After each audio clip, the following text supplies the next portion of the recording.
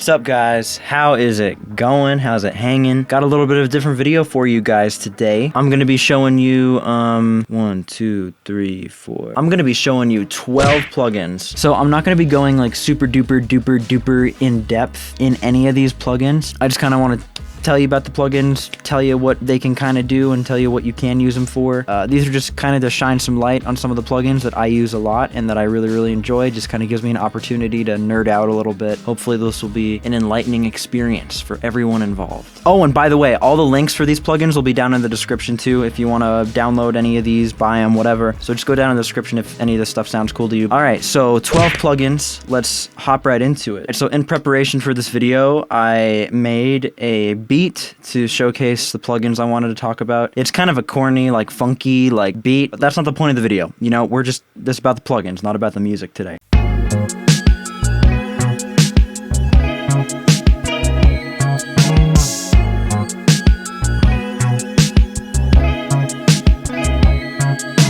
Let's get started off with, what do I want to start with? This first plugin I want to talk about is a plugin that I've actually mentioned before. If you've seen my video where I break down my song Wheelie, it's called MRotary. It's opening up. There we go. This is a plugin by Melda. This plugin emulates a Leslie cabinet. It's a really cool sound. I got turned on to rotary through Brockhampton's Gummy. There's a little guitar tone in there. It sounds like they're using rotary on it. Almost sounds like a chorus, but it's more watery and more like liquidy. I don't know. That Leslie cabinet sound I'm talking about is what is emulated here with these vintage rotary settings, but this plugin has a bunch of other like emulations. It's got the Futurotor. I've never tried to pronounce that word before. Got dry wet, gain, widening, all this cool stuff. It's got cab emulations, like other cab emulations. You know, you can do a bunch of stuff with it. But this is what it sounds like on the guitar tone that I used. So this is what the guitar sounds like with no rotary.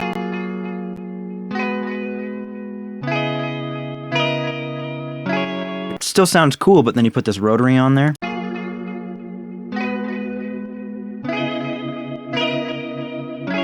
Just gives it that nice watery tone. Here's what the vintage rotary sounds like. We're at 100% wet, so it'll sound a little more extreme than the example I just showed, but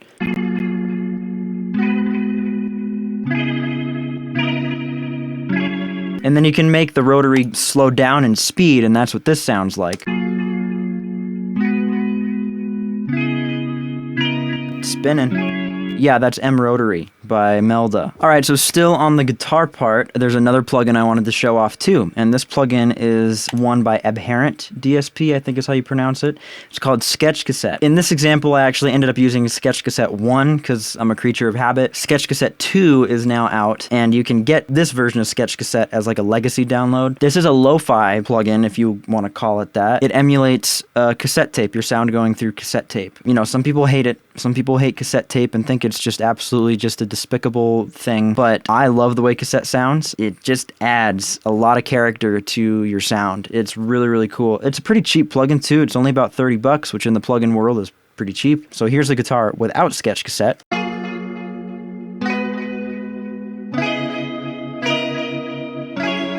Okay, now here it is with.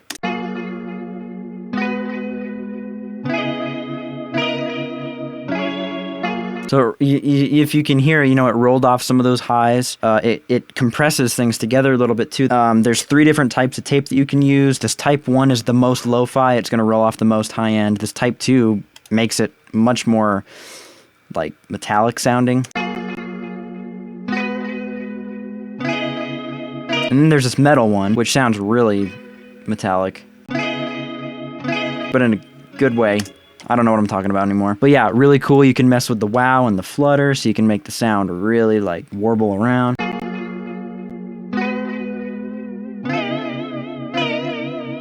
That's super extreme, but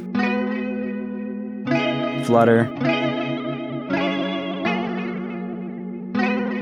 And then it has this little NR comp down here, which I think is a compressor that Abhorrent DSP made or something, but man, anything you run through this NR compressor, it just fattens it right up. Holy God. Like,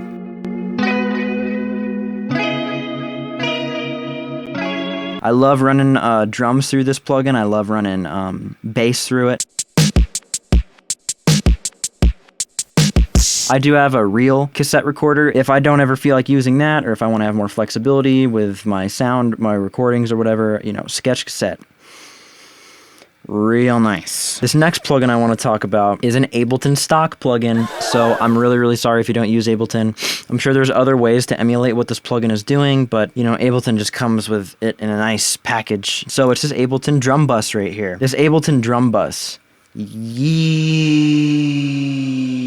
man, I use this thing all the time on my drums. As the name implies, you put it on your drum group, your drum bus, and it just glues everything together. You can, there's like this sub enhancer right here, this boom. You can add like some mid crunch. You know, there's like soft clipping crap going on here. I don't know, what the frick is this? Okay, so the soft is wave shaping distortion, limiting distortion, blah, blah, blah, blah. And it's got a, you know, compressor right here. You can adjust the transients right here a little bit. You can dampen the signal, so you can, that's basically just cutting out like high frequencies. Man, this plugin can do so much. It will just take your drums from 0 to 100 real quick. Here's the drums without drum bus.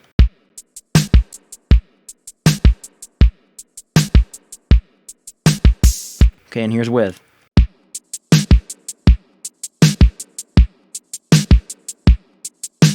Yeah, and I'll just go ahead and F around with some of the parameters here just to show you what more this plugin can kind of do.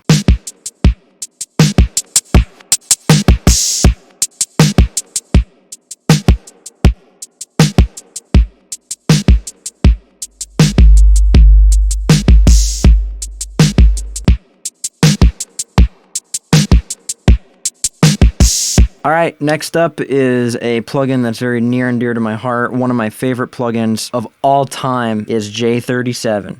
The Waves J37. This plugin is so freaking crazy. It's another tape emulation. It's kind of like SketchCassette, but instead of emulating the lower grade tape, this is emulating like the higher quality tape that a lot of recording studios used to use back before digital recordings and DAWs and stuff. My favorite thing to use it on hands down is drums and the mix bus, but you know, you can run anything through this. You can put guitar, synth, bass, vocals. You just adjust the input here, which it automatically, the output gain automatically is adjusted, which you can turn off, but I don't know why you'd want to do that, because sometimes when you know, jam up the input on, let's say, a saturation plugin, and then the signal gets way louder, right? And then you have to go back manually and turn down the output. And, you know, that can be a real big pain in the butt. You know, volume matching before and after a plugin, it's not easy unless you have like a VU meter or something. You know, I love plugins like that where it automatically adjusts, makes life way easier. All right, so I'm just going to show you before and after. So here's the drums with no J37.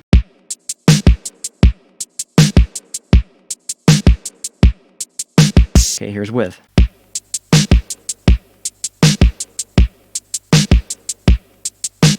Just makes the drum sound dustier, makes them sound a little more vintage, I guess, if you will. You can have different types of tape. You can adjust the speed at which the tape machine is going, so that will affect the tone of the sound. You can adjust the bias, which can affect distortion.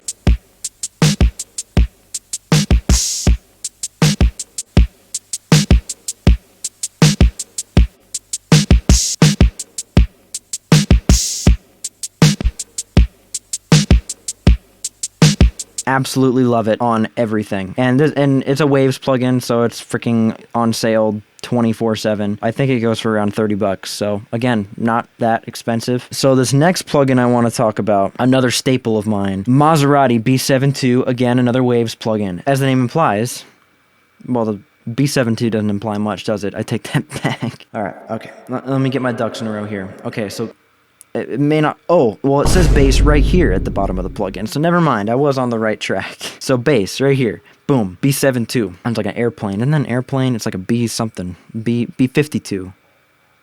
I don't remember. Voice crack. I should just move on with the video. Things are not getting better. This plugin is basically just, it's a mixing plugin. I'm not exactly sure what it's doing underneath the hood, because basically what you do, you adjust the sensitivity knob, which is basically like an input gain, until this light right here turns like a nice shade of like greenish yellow. So I'm not exactly sure what this is doing. I know it's compressing it. It's probably saturating it. It really adds a lot of life to a bass track. It can take like a really thin sounding bass guitar track and just add like this chunk. You can switch between a DI, which is what I'm using it for in this case, like a DI, like just a bass guitar that you plug right into the audio interface. But then it's got this other knob right here for synthesizers, and you click on that, and then it gives you access to all these different effects. So, you know, this is like, I believe this is like a chorus and stuff like that. It's like adding some distortion and like some phasing or something. It's a pretty versatile plugin. You can use it on any bass. I mean, you can use the synth type on a DI bass, and you can use the DI bass on a synth bass. I mean, you know, there's no real rules here. It's just kind of like a wonder plugin. Like, you just put it on and it just works like 99% of the time. All right, and we're finally wrapping up here. The last plugin I want to talk about is one that I've mentioned and used many times on this channel. If you've noticed, Valhalla VintageVerb. Ooh yeah. Gives you everything you need in a reverb: a pre-delay, decay, damping, size, the attack of the reverb, early and late reflections, modulation, and a little 2-band EQ at the very end. Valhalla VintageVerb is probably the only reverb I ever really found myself using. I use the Ableton stock reverb every once in a while, just, you know, on sounds that are a little more atmospheric and don't really need this fancy schmancy reverb on it. You know, for like my main sounds, VintageVerb, you know, always on the vocals,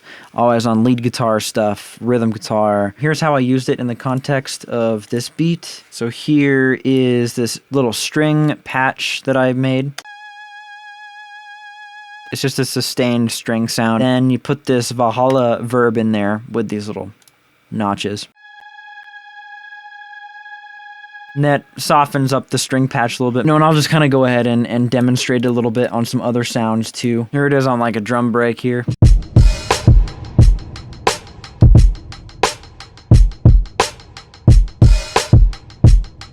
Here it is on a little guitar loop.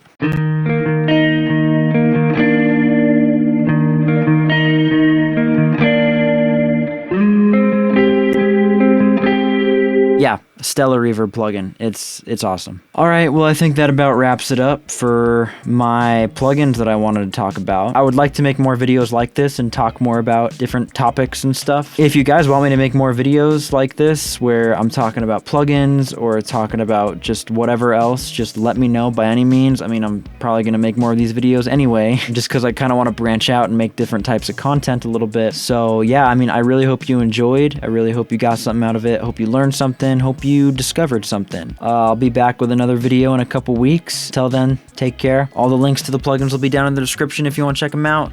Peace out.